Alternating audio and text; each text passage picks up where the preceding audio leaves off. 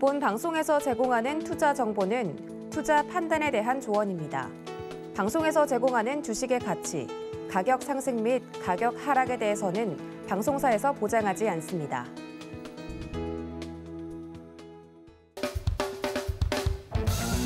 네, 안녕하세요 여러분. 서울경제TV 홍익 이주연입니다. 자, 오늘 수익을 말하다 10번째 강의가 되는 것 같은데요. 오늘은 지난 시간에 이야기했던 부분들 조금 더해서 복습을 하고요. 그리고 시장에 대해서 이야기를 좀 드릴까 합니다. 그래서 전반적인 시장의 흐름, 지금 현재 우리가 어떤 위치에 와 있는지 이런 부분들, 그리고 이번 주에 우리가 좀 주목해 볼 만한 내용들, 그러면 다음 주에 이제 이런 결과에 대한 부분에 따라서 시장의 방향이 좀 갈릴 수 있는 그런 기로에 있기 때문에 일단 시장에 대해서 이야기를 좀 간단히 드리고요. 그리고 나서 5to5에 대해서 굉장히 좀 문의가 많으세요. 그래서 이 5to5에 대한 부분들 간단하게 설명을 덧붙이면서 이번에는 예시들을 계속 봐가면서 이야기를 드리도록 하겠습니다. 자, 그래서 오늘은 일단 뭐 시장 이야기 하나, 그 다음에 뭐 5to5에 대해서 조금 더 예시들을 보여주면서 최근에 어떤 종목들의 활용이 되었는지 이런 부분들을 다시 이야기 드릴 테니까 끝까지 잘 봐주시길 바랍니다.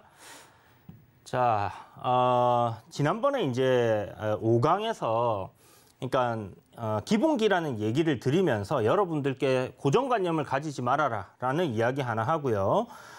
이런 그 차트 분석을 할 때 우리가 기본적으로 좀 많이 사용하는 그러한 기법들이라고 하기는 그렇지만 그냥 기본적인 거예요. 분석 방법입니다. 그래서 추세라든지 지지 저항을 활용하는 거, 이동평균선을 활용하는 거, 사실 요 세 가지면 거의 끝이라고 보시면 되고요. 거기에 거래량 편을 조금 더해서 보시면 된다. 근데 거래량은 뭔가 대단하게 설명을 드리고 거기에 심도 있게 이렇게 들어갈 필요는 없다라고 생각을 합니다. 그래서 어느 정도 시장에서 어느 정도의 뭐 참여자들이 많은 관심을 가지고 있느냐, 그 정도로 생각을 하시면 될 것 같고, 전반적으로 시장에서 나오고 있는 거래량들 중에서 어느 정도의 비중을 이 종목이 과연 차지를 하고 있나, 이런 것들을 여러분들이 좀 생각을 하시면 될 것 같아요.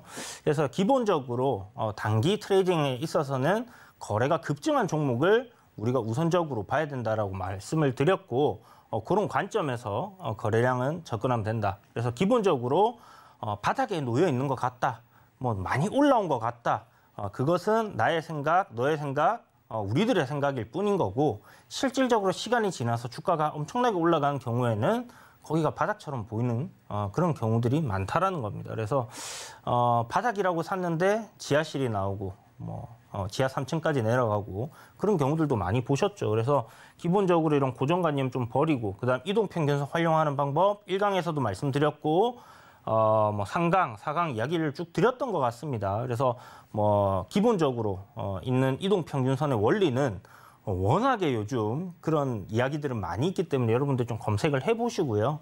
요걸 이제 활용을 해서 우리는 매매를 하고 종목에 대한 강도를 분석하고 이런 데 쓰고 있다라는 걸 아시면 될 것 같고, 자, 지지 저항은 어떤 가격의 지지 저항이 있을 수도 있고요. 이동평균선의 지지 저항이 있을 수도 있고, 추세에 상단이 저항이 되기도 하고 돌파를 하면 지지를 받기도 하고, 마찬가지로 하단 역시 지지를 받는 구간이 되기도 합니다.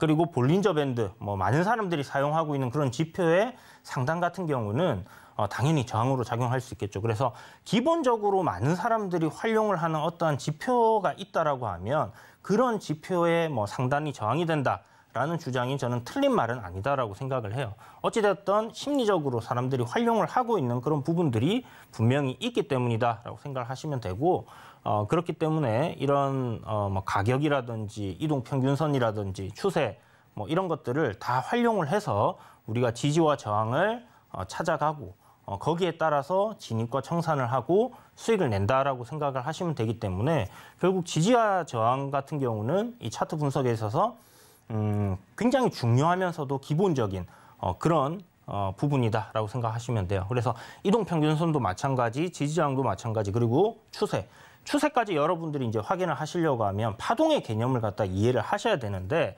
파동이라는 거는 그냥 간단하게 쉽게 이렇게 생각하시면 돼요. 웨이브라고 하잖아요. 그냥 주가가 한 차례 올랐다 내렸다, 이거를 우리가 하나의 파동이라고 하는 겁니다. 그래서 저점보다 앞에 출발했던 가격대보다 높은 위치에서 마무리를 하고 이렇게 또 다른 파동이 나오게 되면 1, 2 바닥이다라고 얘기를 하는 거고요. 같은 가격대까지 내려오게 되면 쌍바닥이었다. 이렇게 얘기를 하는 겁니다. 그래서 이런 파동들이 모이면 결국 하나의 방향성을 띠게 되는데 그 방향이 위로 잡혀 있으면 우리가 이걸 상승 추세라고 하고 그리고 이제 파동들이 움직이는데 저점을 이탈하면서 이렇게 내려가는 흐름이 잡힌다. 그러면 이것을 우리는 하락 추세라고 합니다. 그죠? 그래서 이런 고점과 고점들끼리 연결이 되고 막 저점과 저점들이 연결이 돼서 이런 지지 라인 그다음에 저항 라인이 딱 끄어진다. 그럼 이거를 우리는 채널이라고 부르죠. 그래서 뭐 한자어로 추세라고 우리가 부르니까 트렌드라고 안 부르고 한글로 이게 한글인지 한자인지는 모르겠지만 어쨌든 추세라고 부르니까 이거를 채널을 추세대라고 부릅니다. 그래서 추세대 이렇게 용어를 갖다가 쓰고 있고 뭐 영어로 쓴다라고 하면 트렌드니까 그죠? 트렌드 채널이라고 생각하시면 되겠죠. 그래서 이런 항상 주가는 파동을 일으키면서 횡보하는 이런 박스권 흐름의 채널 안에서 움직이기도 하고요. 여기서 이제 방향을 위로 잡으면 상승 채널을 만들어 놓고 주가는 이렇게 움직이는 거고 하락 채널을 만들어 놓으면 이렇게 움직이는 겁니다. 그래서 추세에 대한 기본적인 부분들 여러분들 이제 이해가 되셨죠? 자, 그러면 추세는 세 가지가 있습니다. 좀 전에 보셨다시피 내려가는 추세, 하락 추세, 올라가는 추세, 상승 추세. 올라가니까 업 트렌드, 내려가니까 다운 트렌드 이렇게 생각하시면 돼요. 그래서 추세 없는 상황, 횡보를 하고 있을 때입니다. 그죠? 제가 항상 주식에서 여러분들께 하지 말아야 될 것. 그러니까 우리가 뭘 할 수 있고 뭘 뭐 하면 안 되고 이런 것들이 쭉 있을 텐데 그런 것들 중에서 하지 말아야 될 것들을 일단 다 빼내고 나면 할 수 있는 것들이 남을 거예요. 그죠? 하지 말아야 되는 건 뭐냐? 트렌드가 내려가고 있는 종목은 사는 게 아니다. 내가 사는 시점이 저점일 거야 하고 사는 거는 안 된다라고 말씀드렸습니다. 이렇게 하실 거는 정말 가치 투자를 하는 데 있어서 정말 이 종목은 너무 싸다. 나는 이 종목이 내리면 내릴수록 계속 모아가겠다. 그런 관점으로 접근하시는 분들이 아니시라면 하락 추세, 중장기 투자가 아니면 하락 트렌드에서는 하는 게 아니다. 자, 그다음에 횡보할 때 언제 올라갈지 모른다 했습니다. 그죠? 오늘 갈지 내일 갈지 모레 갈지 그다음 날 갈지 모릅니다. 제가 여러분들 도노리포트라든지 그동안 방송을 쭉 보셨던 분들은 아실 거예요. 제가 딱 드렸다 하면 며칠 내로 급등이 나오는 그런 흐름들이 만들어지는 이유가 결국은 이런 이제 박스권 채널에서 올라가는 흐름에 놓여 있는 종목을 잡기 때문입니다. 상승 초입을. 그래서 이런 거를 계속 급등을 하는 시점을 전초 자리를 갖다 여러분들 찾다 보면 이런 것들도 찾으실 수 있는데 어쨌든 그거를 찾았는데 안 갈 때는 또 손절을 해야 되잖아요. 어디서 사든 마찬가지입니다. 하락 트렌드에 사더라도 전저점을 깨면 손절을 해야 되는 거고 뭐 그런 기준들은 다 있고 여러분들이 매매를 하신다라고 생각을 하고 다시 한번 추세에 대해서는 하락, 횡보, 상승이 있는데 우리는 하락과 횡보할 때는 주식을 사는 게 아니다라고 제가 말씀을 드렸으니까 하는 거는 결국은 상승 추세에 놓인 종목을 어디서 사서 공략을 하면 수익이 날까라는 부분에 초점을 맞추고 공부를 하시라는 걸 알려드리는 겁니다. 자, 그래서 추세에 대해서도 이야기를 드렸고요. 가장 중요한 거 사실 이동평균선을 활용해서 매매하시는 분들 뭐 각종 지표들 많습니다. 일목을 쓰시는 분들도 있고 뭐 제가 말씀드린 것처럼 이평선 다 빼고 그냥 지지 저항만 가지고 하시는 분들도 계시고요. 추세 라인 하나 그어가지고 하시는 분들도 있습니다. 뭐 다 복합적으로 쓰시는 분들도 있고요. 그런데 가장 중요한 건 뭐냐면 어떤 방법을 사용하든지 간에 여러분들이 그 방법대로 진행을 하는 데 있어서 내가 생각했던 방향대로 가지 않을 때 어떻게 할 것인가 라는 그 기준이 있어야 된다는 거예요. 그것은 이미 내가 어떠한 상품을 구매하기 전부터 마음이 잡혀 있어야 되는 거죠. 여러분들이 에어컨을 주문을 했어요. 고르고 골라서. 가성비가 가장 좋은 것 같아. 샀습니다. 자, 근데 샀는데 안 되면 어떡하지? 라는 생각을 여러분 갖고 계시죠. 어떻게 합니까? 보통 상품 살 때는. 환불을 하잖아요. 주식 환불 안 되는 거 알고 계시죠, 여러분? 이건 환불이 안 됩니다. 그렇기 때문에 손실을 떠안고 그 종목을 손절을 하는 것을 우리가 액션으로 취해야 되는 시점이 분명히 올 거라는 거죠. 그런데 어떤 방법을 쓰든지 좋습니다. 바닥줄을 사든 뭐 상승 추세에 놓여 있는 걸 사든 급등주를 사든 추격 매수를 하든 뭘 하든 다 괜찮은데 마지막 이 손절이 안 되면 다 소용이 없다. 아무리 좋은 기법도 손절이 안 되면 효과가 없다. 계좌는 뭐 종목들만 쌓여가겠죠. 손절이 안 되면. 손절을 못 하신 분들 수익도 또 날 때 잘 못 챙겨요. 그래서 항상 손절에 대해서는 여러분들이 너무 손실이 커져서 진짜 손절을 하기는 어려운 그런 상황이 되는 시점까지는 안 보시는 게 맞겠죠. 저는 이제 손절을 기본적으로 설정하는 방법이 있습니다만은 그걸 다 얘기 드리기는 어렵고 일단 기본적으로 여러분들이 매수한 가격에서 매수가에서 비중을 다 다르게 매수할 거 아니에요. 무조건 계속 추가 매수하려고 하지 마시고 일정한 비중, 내가 한 종목에 뭐 10%만 살 거야 해서 10%를 딱 샀는데 그리고 나서 어떤 손절가를 딱 잡아놨는데 그 손절가를 깬다 그러면 손절을 하는 거고요. 기본적으로 이런 기준이 없다 하시는 분들은 매수 평균 단가요. 자, 단가에서 마이너스 10% 되면 그냥 손절한다라는 생각을 가지고 계신 것도 아예 전략이 없는 것보다는 괜찮으실 겁니다. 기본적으로 우리가 어떤 종목을 매수를 해서 내가 기대할 수 있는 뭐 퍼센테이지가 있을 거예요. 뭐 1차 목표가 보통 2차 목표가 뭐 3차 이렇게 잡는데 기본적으로 내가 뭐 한 10%의 수익을 어떤 종목에서 낸다 생각하고 진입을 한다라면요. 마이너스 10%도 내줄 생각을 하고 진입을 해야 되는 겁니다. 꼭 이런 생각이 없는 분들이 손절이 안 되고요. 그 다음에 돈을 못 벌게 된다. 그렇게 생각하시면 됩니다. 내가 비중이 10% 들어갔는데 10% 손절을 했어요. 10번 중에 한 번만 수익 나는 방법으로 매매를 하신다면 분명히 안 되겠지만 제가 지난번에도 말씀드렸지만 상승 수익률을 20% 정도로 가정을 하고 하락 시 마이너스 10%는 내가 손절을 하겠다. 그러면 전체 10번 중에서 한 4번 정도만 이길 수 있는 방법이 있다라고 하면 여러분들은 돈이 벌릴 거예요. 그만큼 손절이 중요한 부분이고 전략에 있어서 이 손절을 하느냐 못하느냐에 따라서 굉장히 여러분들의 주식 인생이 달라질 수 있다라는 부분들 꼭 기억하시고 그만큼 중요한 부분이기 때문에 이렇게 강조해서 이야기를 드렸었습니다. 너무 골마 터질 때까지 그냥 계속 마냥 기다린다고 되는 게 주식은 아니다. 내가 어떤 종목을 어떤 위치에서 샀는지 그걸 명확하게 알고 계셔야 된다는 겁니다. 그렇지 않으면 그냥 끌고 가는 것은 무의미하다. 자, 이제 시장 이야기를 좀 드려볼까 합니다. 시장이 참 안 좋았어요. 작년 6월 달까지 그러니까 이제 삼성전자가 1월에 96,000원, 8,000원이었나? 뭐 그렇게 한번 급등이 나왔다 윗골을 달고 밀렸을 때 제가 이제 유튜브 방송에서 국내 증시 어떻게 될 것 같습니까? 얘기하는데 제가 삐삐삐삐 됐습니다 라고 얘기를 했거든요. 그리고 나서 삼성전자 그 위로 단 한 번도 올라가지를 못했어요. 그죠? 보통 개별주 우리가 급등주를 볼 때 그 정도의 가파른 상승 그리고 거래대금이 그렇게 터지고 나면 이후에 다시 상승까지는 시간이 굉장히 오래 걸린 경우들을 많이 봐왔었어요. 근데 삼성전자가 그렇게 움직였기 때문에 당연히 지수에 그런 영향을 미칠 거라고 생각을 했었고요.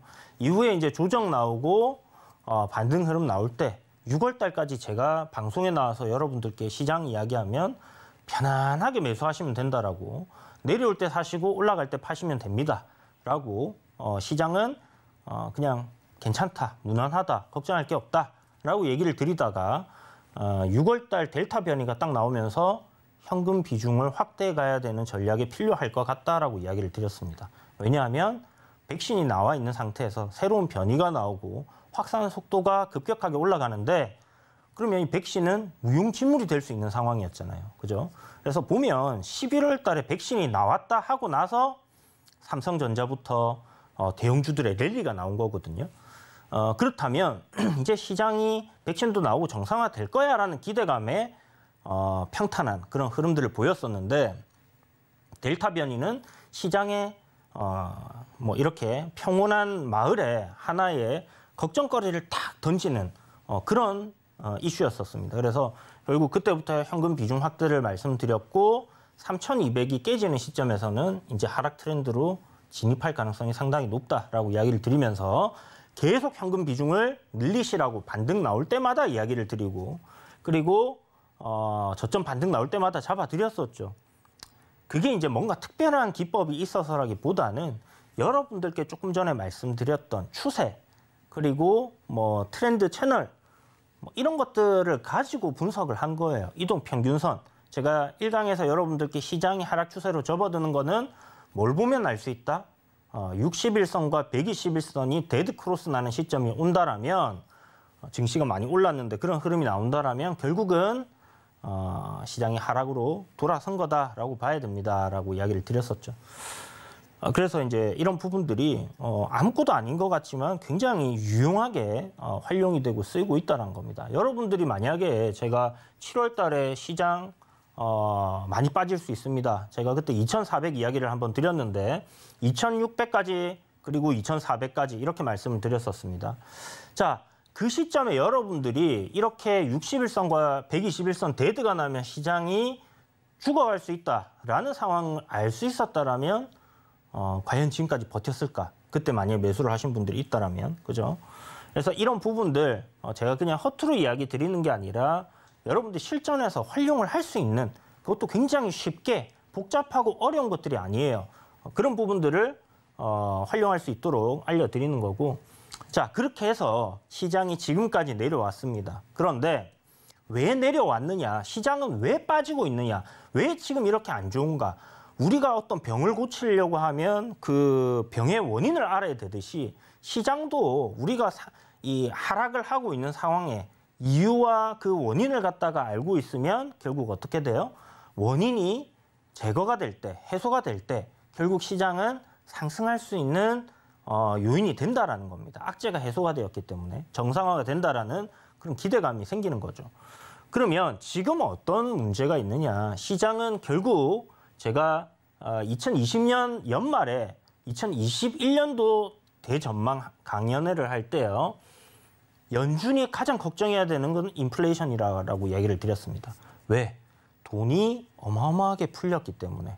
그런데 거기에 공급망 문제도 생겼고 그전에는 계속 공급 과잉에 대한 우려감들이 있었는데 그런 것들이 일순간 딱 차단되는 상황이 오고 나니까 상황이 굉장히 급반전하게 된 거죠. 그래서 물가가 급격하게 상승하는 것을 막아야 되는 그런 시점이 온 거고 시중에 풀린 돈을 회수해야 되는 그런 시점이 왔기 때문에 금리 인상 빨리 할 거야 라는 우려감에 빠지고 다시 좀 반등이 나오니까 금리 인상을 2.5%가 아니라 0.25%가 아니라 0.5%를 할지 모른대 라고 빠지고 그죠? 계속 지금 시장이 빠져내려온 거는 인플레이션 상승에 따른 금리 인상 이슈입니다. 그런데 금리 인상을 한다라고 딱 했을 때 반등이 나올 겁니다 라고 얘기했던 게 3월 달이었어요. 그죠? 근데 희한하게 3월 달에 반등이 세게 나와줬었습니다. 그리고 나서 4월부터 지금 주구장창 또 밀리고 있는 거죠. 그러면 이번에는 또 뭐가 문제냐? 똑같은 문제예요. 금리 인상. 금리 인상. 지금은 얼마나 빠르게. 그리고 금리 인상 말고 또 하나의 우려가 생겼습니다. 계속 경기 침체 이야기 나오고 있죠. 경기 침체. 경기 침체가 올지 모른다. 이게 바로 뭐예요? R의 공포, 리세션에 대한 공포감입니다. 스태그플레이션에 대한 공포감도 있어요. 그런데 이거는 지금 뭐 이미 왔다라는 사람도 있고 아니다라는 사람도 있고요. 스태그플레이션 같은 경우는 금리 인상을 시켜서 물가를 잡아야 되는데 금리 인상을 시켜도 물가가 안 잡힐 때 그럴 때 스태그플레이션이라고 할 수 있는 부분인데 금리 인상을 했습니다. 지금 진행 중이죠. 그런데 우리 보면 CPI 지표 발표가 이번 주 금요일에 있어요. 아마 방송을 보실 때 하루가 지난 날일 테니까 방송 기점에서는 이미 발표가 되어 있을 겁니다. 그런데 이게 지난번에 8.3인가? 지지난번에 8.3인가 나왔어요. 8.0으로 떨어졌습니다. 분명히 수치는 떨어졌어요.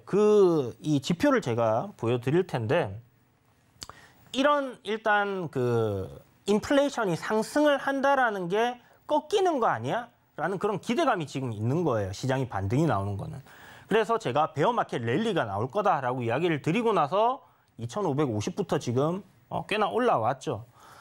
결국은 시장은 지금 메인 예를 들어서 악재의 1순위라고 하면 결국은 이거로 인해서 지금 파생이 되는 부분들이 생겨나는 거고요. 그 다음에 전쟁 이슈가 있을 거고 물류가 있을 겁니다. 물류 병목 현상.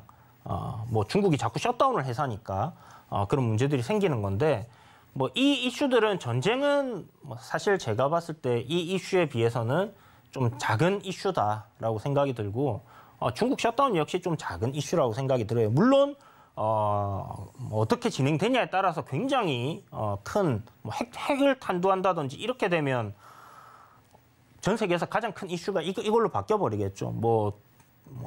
물가가 상승하든가 말든가 일단 핵전쟁 나면 살고 봐야 되는 거니까, 그죠?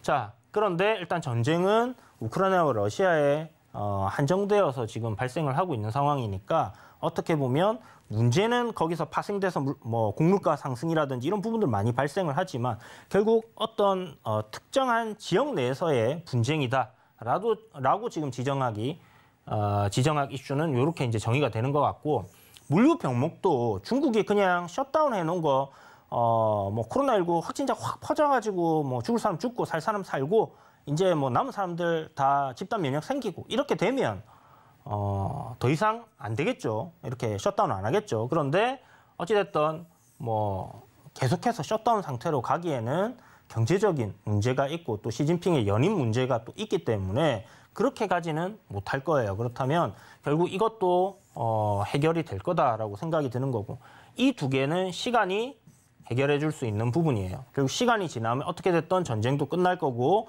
어떻게 됐든 물류 병목 현상도 해결이 될 겁니다. 그런데 이제 금리 인상이라는 건 시간이 해결해 주지는 않아요. 선택을 해야 됩니다. 연준에서 올릴 건지 내릴 건지 고정으로 둘 건지. 자, 그런데 지금 내리지는 않을 겁니다. 올릴 거예요. 올리는 거는 누구나 다 알고 있습니다. 0.5% 올린다라는 얘기가 있는데 지금 0.75% 올릴지 모른다라는 이야기도 굉장히 적은 퍼센테이지지만 생기기 시작했어요. 그러나 0.5가 됐든 이게 몇 회가 됐든 금리를 올리는데 가장 문제는 뭐냐? 지금 시점에서 금리를 인상하는 거는 너도 알고 나도 알고 모두가 다 아는 사실이에요. 그런데 금리 인상을 하면서 우리가 얻어지는 그러니까 QT도 같이 진행을 하잖아요. 그러니까 돈을 시중에 있는 걸 빨아들이면서 생각할 수 있는 부분은 뭐냐? 결국은 이 인플레이션이 잡혀야 된다라는 겁니다. 인플레이션을 잡기 위해서 금리를 인상을 시키는데 인플레이션이 잡히지 않을 때는 문제가 발생을 한다는 거죠. 그게 바로 S의 공포, 스태그플레이션이 발생을 한다는 거고요. 자, 그러면 이제 금리를 급속도로 인상을 시킬 때는 지금까지 리세션이 꼭 있었어요. 시장이 충격을 받아서 불황들이 한 번씩 있었단 말이에요, 그동안. 그런데 지금은 안 올까요, 여러분? 어떤 이유 때문에 안 올까요, 리세션이? 온다라고 보는 게 맞습니다. 저는 그렇게 생각을 해요. 왜? 지금까지 본 적 없었던, 우리가 거의 제가 살았던 제 인생 정도로 생각을 한다면 한 40년, 50년 내에 이 정도로 금리를 급격하게 연준이 인상을 시켰던 적이 있는가라고 생각을 해본다라면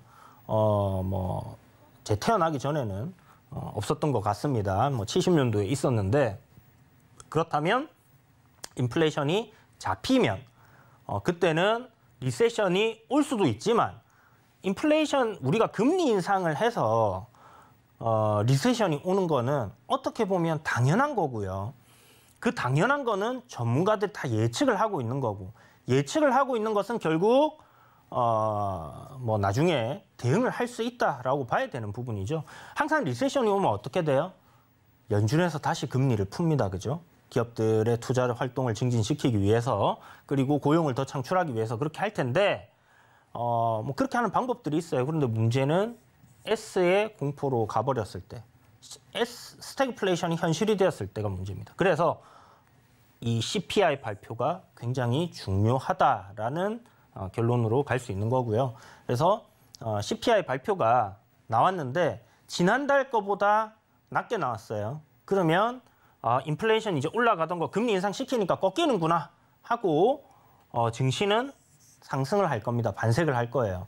그런데 만약 이 CPI 지표가 더 높게 나왔다. 그러면 지금 자 차트를 보면서 말씀을 드릴게요. 자, 이게 바로 좀 전에 말씀드렸던 CPI 지표입니다.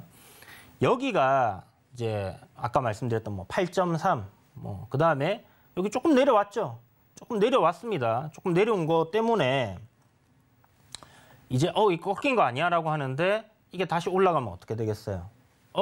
상승 추세에 놓여서 잠깐 조정받고 가는 거구나 라가 될 거 아니에요. 그럼 물가가 그 뒤에는 얼마만큼 오를지 예측이 힘들어지는 상황이 올 거고 그때는 증시가 굉장히 크게 출렁할 수 있다라는 부분들을 꼭 기억을 해 두셔야 되는 거예요. 그러면 왜 이거를 기억을 해놓고 알아야 되느냐? 알아야 대응을 할 거 아니에요. 우리나라 지수가 2550이 저점이었어요. 거기를 깨는 시점에 나는 그리고 여러분들은 우리가 이 시장에 투자를 하고 있는 모든 사람들이 무엇을 할 것인가라는 그런 생각을 해놔야 됩니다. 좋은 주식을 더 살 것인지 아니면 그냥 관망을 할 것인지 아니면 현금화를 할 것인지 이러한 전략들을 여러분들이 짜야 되는 그런 시점이라고 생각을 하시면 돼요. 그만큼 변곡점이고 중요한 시점이다.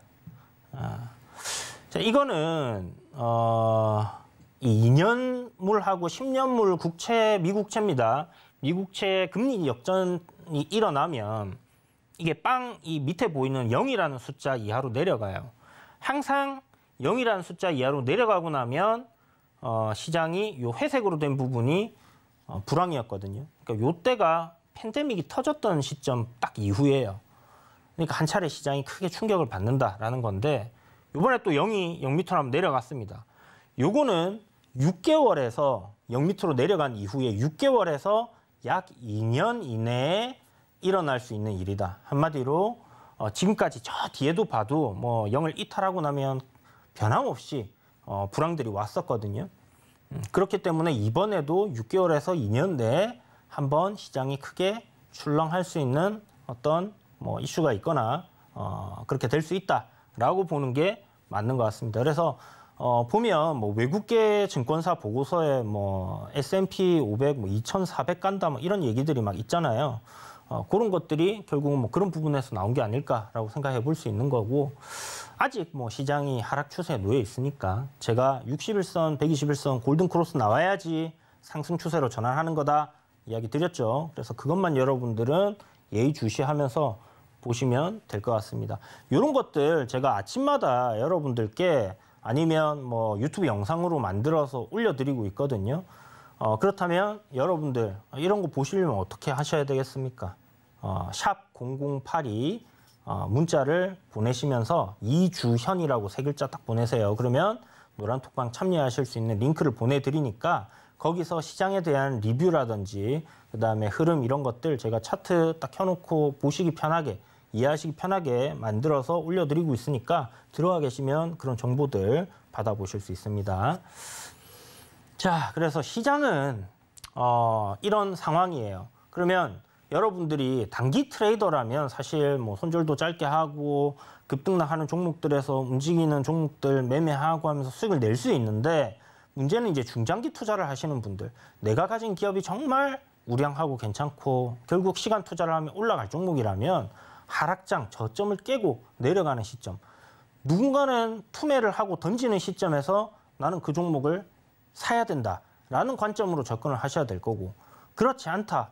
내가 어떤 테마주라든지 추세적인 관점으로 접근을 한 종목이 있는데 그 추세를 이탈한 종목이 나온다라면 손절을 하는 관점으로 가셔야 되는 겁니다. 결국은 내가 손절하는 게 종목이 나빠서라기보다는 시장이 안 좋기 때문에 그렇게 지지 라인을 깨거나 아니면 추세 라인을 깨거나 이런 경우도 생기거든요. 그러면 선택을 해야 돼요.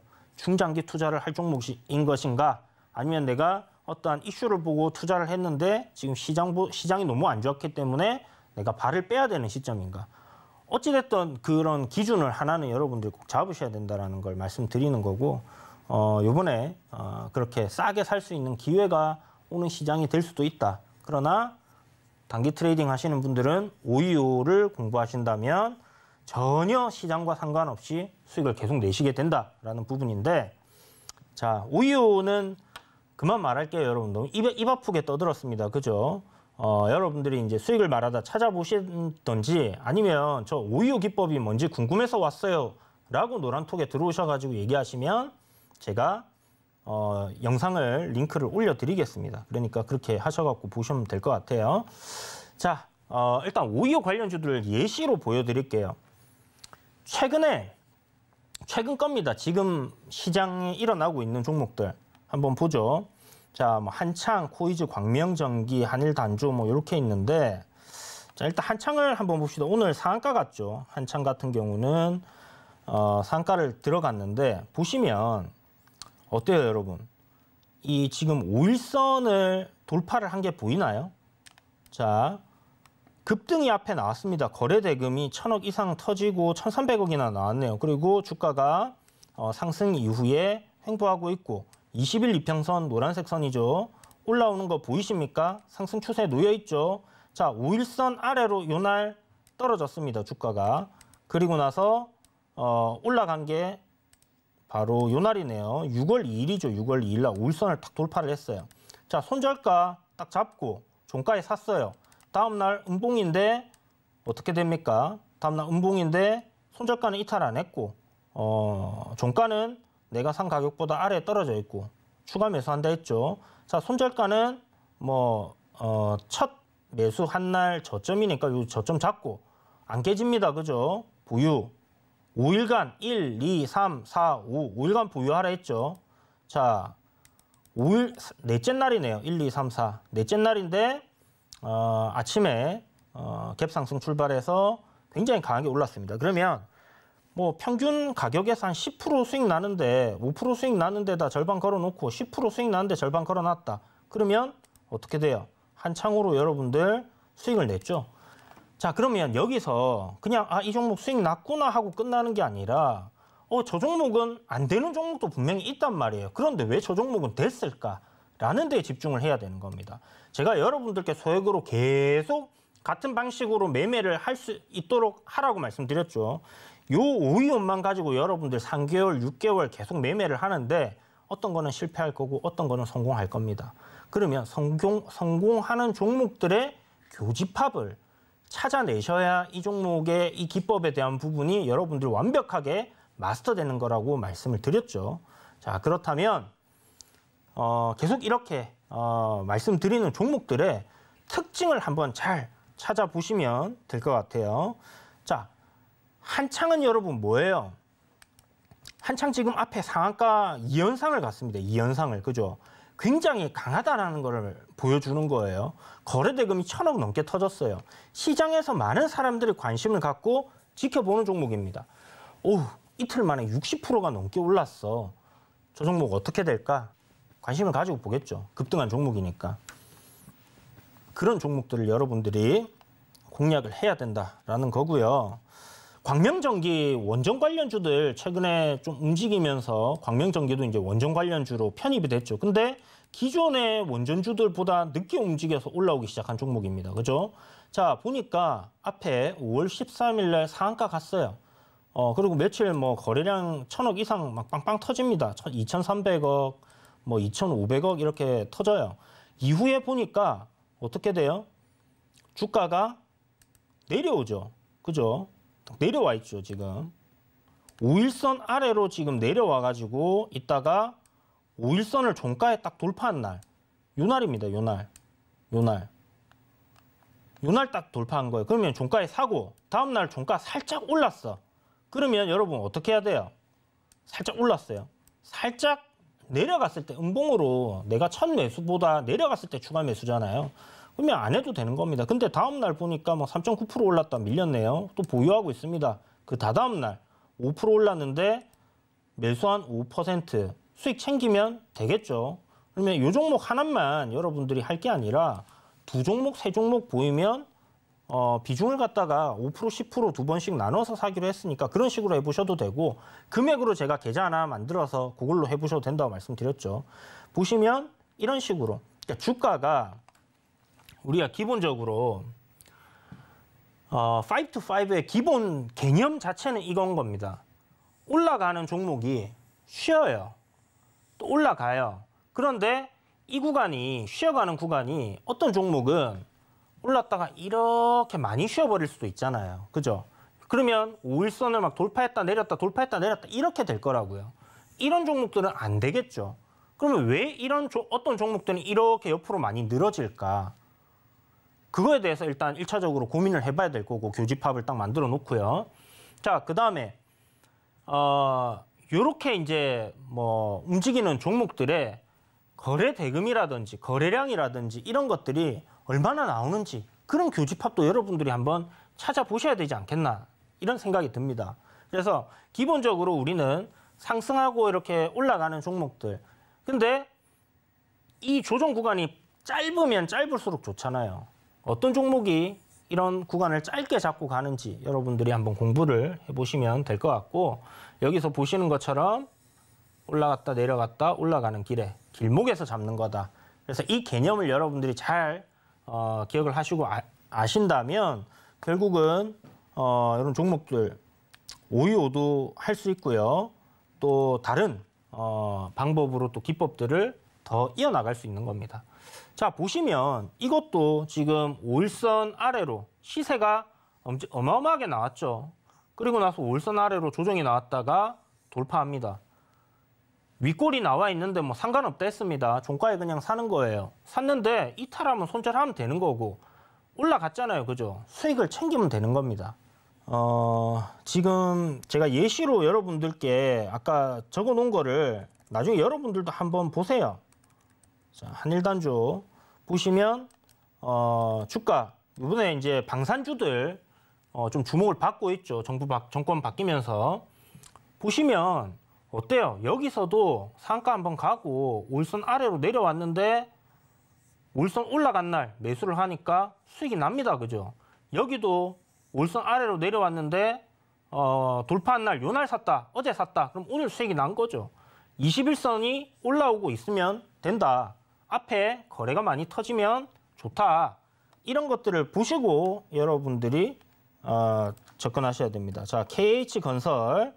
자, KH건설 최근에 뭐 우크라이나 재건 관련주로 엮여 있죠. 제가 지금 종목이 어떤 재료가 있는지를 얘기를 계속 드리고 있습니다. 그 이유는 뭐냐? 재료가 중요하다라는 거예요. 자, 보세요. 5일선 돌파했습니다. 이날 종가에 매수했어요. 밑에 있으니까 추가 매수했어요. 자, 뭐 여기까지 손절을 잡으면 굉장히 손절 폭이 커지겠지만 이렇게 만들어진 게 여기를 이탈하고 가는 경우는 잘 일어나지 않겠죠. 뭐 저는 그렇게 생각합니다. 뭐 이렇게 간다든지 중간에 이렇게 간다든지 이렇게 간다든지 셋 중에 하나일 텐데 그중에서 조정을 조금 더 짧게 잡고 갔네요. 우크라이나 재건 여러분 전쟁 끝났습니까? 안 끝났죠. 재료 지속되고 있죠. 매수. 자, 수익입니다. 그죠? 5to5 지금 최근에 일어나고 있는 종목들에 대해서 지금 얘기를 드리는 거예요. 자, 최근에 또 세림 BNG가 나프타 관련주로 움직였죠. 세림 BNG. 요것도 한번 봅시다. 어떻게 됐나. 5일선 앞에 상가 나오고 거래량이 크게 터지고 주가가 뭐 예를 들어서 이런 구간에서 5일선 돌파했다 샀다면 손절을 한 차례 했겠죠.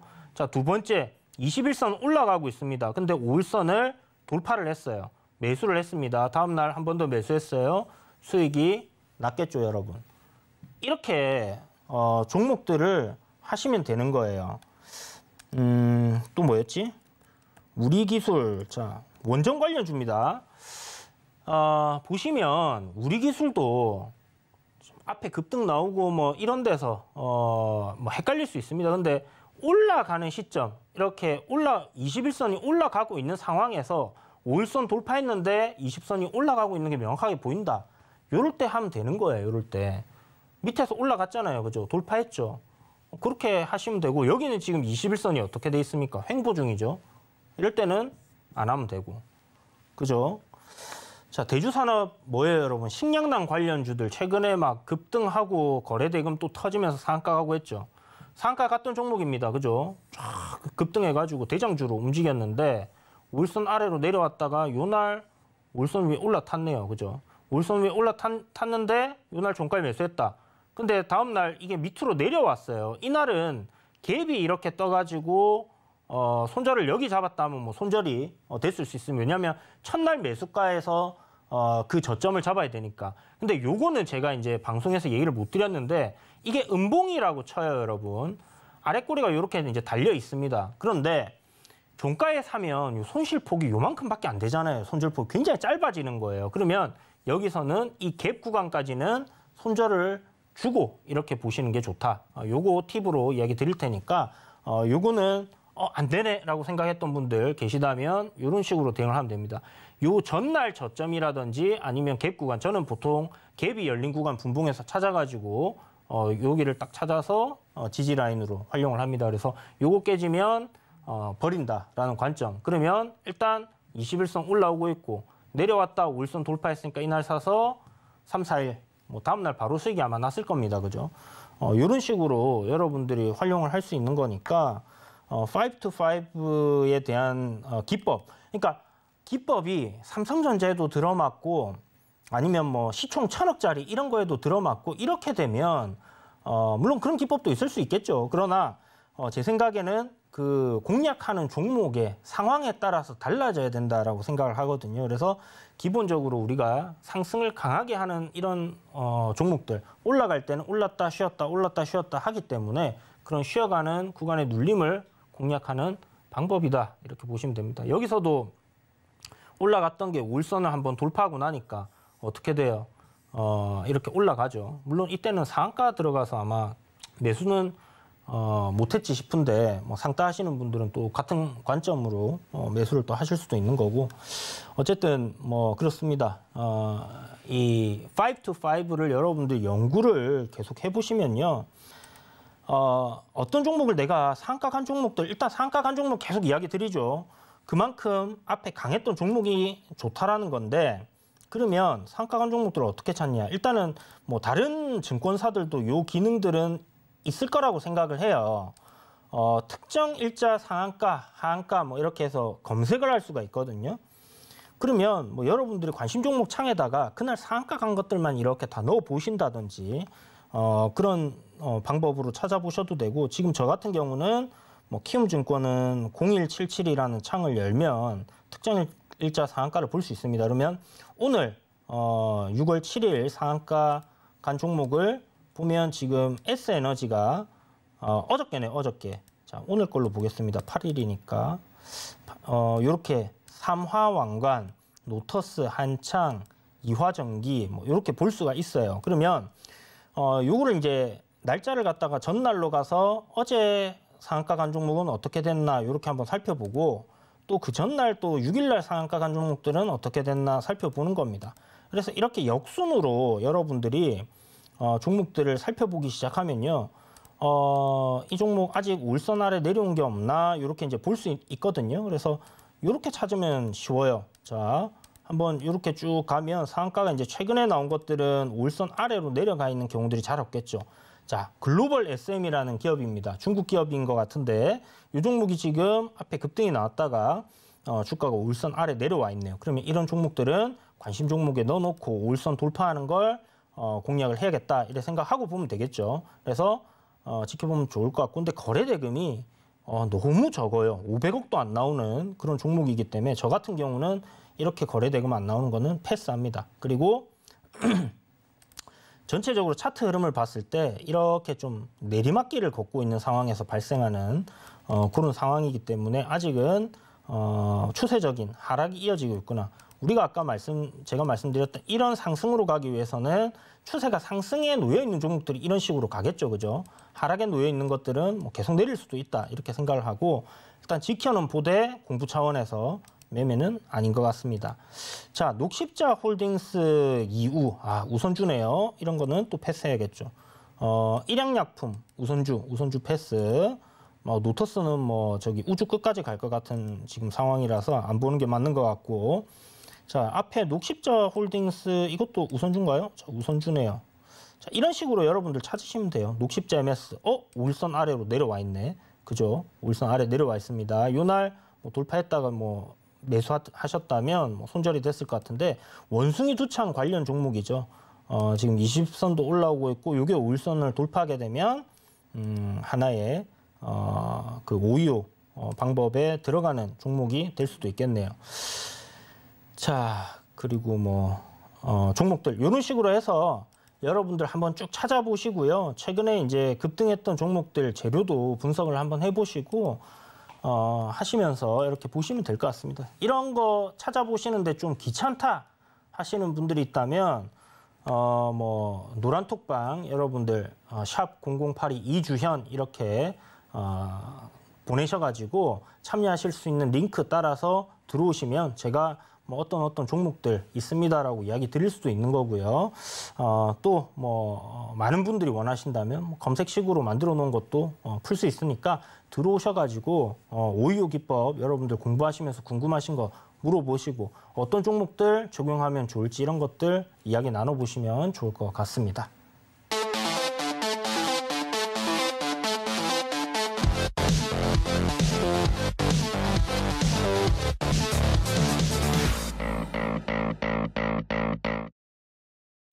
네, 오늘도 1시간 동안 수익을 말하다 시청해 주셔서 감사드리고요. 5 to 5에 대한 예시들 여전히 좀 상황별로 여러분들께 이야기 못 드린 부분들 분명히 있을 겁니다. 그런 부분들 궁금하신 분들께서는 다음 영상을 꼭 기대해 주시고요. 저는 다음 이 시간에 여러분들 다시 찾아뵙도록 하겠습니다. 건강하시고 성공 투자하시길 바랍니다. 감사합니다.